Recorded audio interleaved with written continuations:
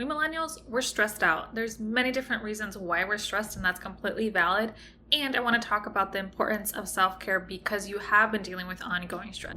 So watch this video to understand why you really need to prioritize self-care now more than ever. What are different reasons why millennials might be more stressed out? So here's some unique things from a generational perspective that we've gone through, and obviously not just millennials have gone through, but that we've also had consistently, maybe back to back or different events happen to us in crucial periods of our life. So even starting off from an economic perspective, the recession in 2008, and whether you were in school or going into school or just graduating or already in the job market, the impact that could have had.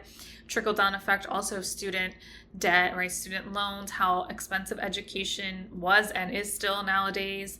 Changes in terms of the economics, inflation recently, the housing market. God forbid you're trying to buy a house in this market if you don't already have one, as well as costs of certain things like childcare costs. I talk to a lot of my friends or clients and they have to make this constant juggle between, do I go back into the workforce or do I stay home and take care of my kid? How do we do that, right? And these are people that have educated, gone to school, and they're still struggling with this decision because childcare is so expensive. If they don't have family support locally, it can even get harder. Changes to technology. And I want to even start in terms of social media. We're the first generation at a younger age that were exposed to that. Obviously now there's generations that were exposed much younger, but we were the first ones that really were still in this phase of developing, understanding who we were, this identity formation, and now we're dropping in this like social media bomb, and we don't really even know what that is, right? What does that even do? Being constantly connected, constantly being able to compare yourself to other people, good, bad, or ugly. Our minds really haven't developed to deal with this constant connection, and what does that even do to our connections?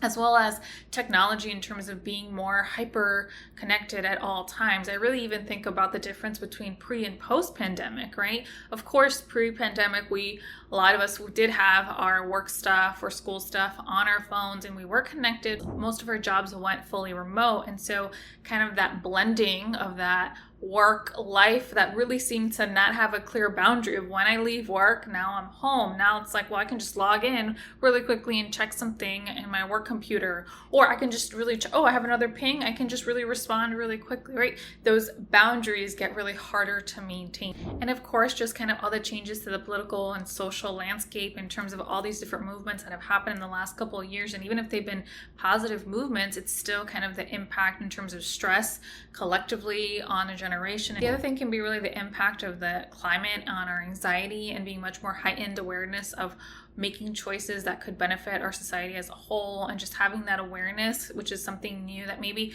of course, past generations had to deal with other types of stress, and that's completely fine, but that heightened awareness could escalate just a sense of overwhelm. And all this can lead to feeling confused, feeling like you don't know how to move forward, as well as kind of delayed milestones, right? So like that classic American dream, really you're not able to reach those milestones the same way you were before, and how that could impact kind of your identity or your self-worth.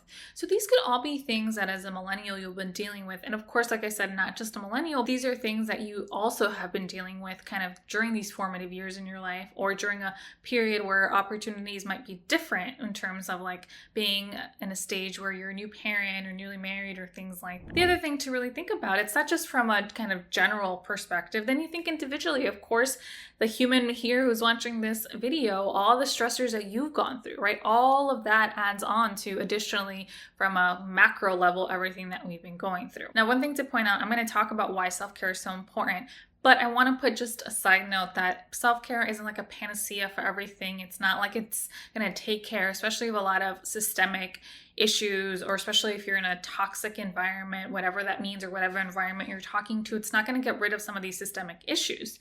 But I always talk about that is true.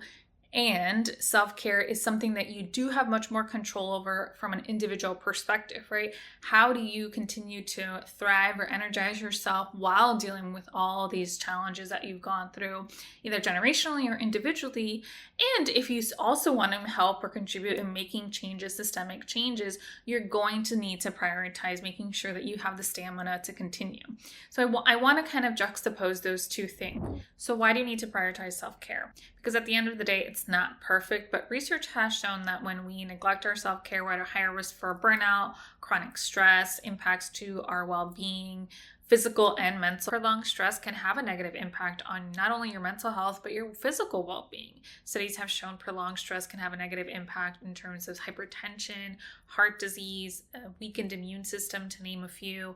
And again, if we just put that in perspective, of course, that just logically makes sense, right? If we're dealing with all these types of stressors on a macro or micro level, and we're not doing anything to kind of move through those stress, get rid of that stress. I think of the stress cycle that I talked about in the burnout book review. We really need to be doing something physically to get rid of or to signal to our body that we no longer are in threat. All of that can build and can lead to like chronic inflammation, and that can just have a negative impact on your overall well-being in one way or another. Of course, if we're stressed, it can also have a negative impact in terms of our relationships, right? Because if we're stressed either because of our relationships or because of other areas in our life, it could leak out into relationships in unhelpful ways. On the flip side, prioritizing your self-care can really lead to improved mood, increase in energy levels, and just your reduction in any type of mental health disorder. Again, because when I think of any mental health disorder, at the end of the day, that crucial piece for a diagnosis is that functional impairment. And functional impairment, I think about it's how are you coping with stressors? That's a huge piece, right? Are you at a place where you can deal with these different stressors? And even again, whether they're these bigger stressors that we're dealing with from a societal perspective or individually, like, do you feel like you have the resources to move through them, especially when you feel compacted that you're dealing with different stressors? And of course, if you've watched any of my videos, you know that I'm a proponent for life is hard sometimes, and I'm not saying you need to feel good, that you need to pretend that everything's okay or get rid of discomfort. That's not my stance at all. My focus is that sometimes stuff is hard and you need to lean in into feeling it and feeling it really hard, but how are you still then showing up to your life regardless of those really hard moments? And that functional impairment, I think when we're not showing up in a way that feels aligned to us, that's when we start to get in trouble. Give me a thumbs up now if you are seeing the benefit of prioritizing your self-care, why it's not an optional or negotiable, but something that you must focus on. So give me a thumbs up now if this is something that you are going to try to prioritize for yourself.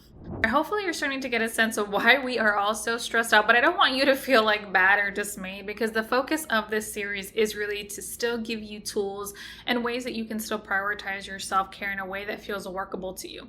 So stay tuned to my next video where I'm going to go through some different dimensions of wellness, and maybe some of them you know, but some of them we don't really take into consideration, and how that's still important that you look at. And like I always say, I encourage you to continue nurturing your mind, body, and soul, whatever that looks like for you. Thanks, guys.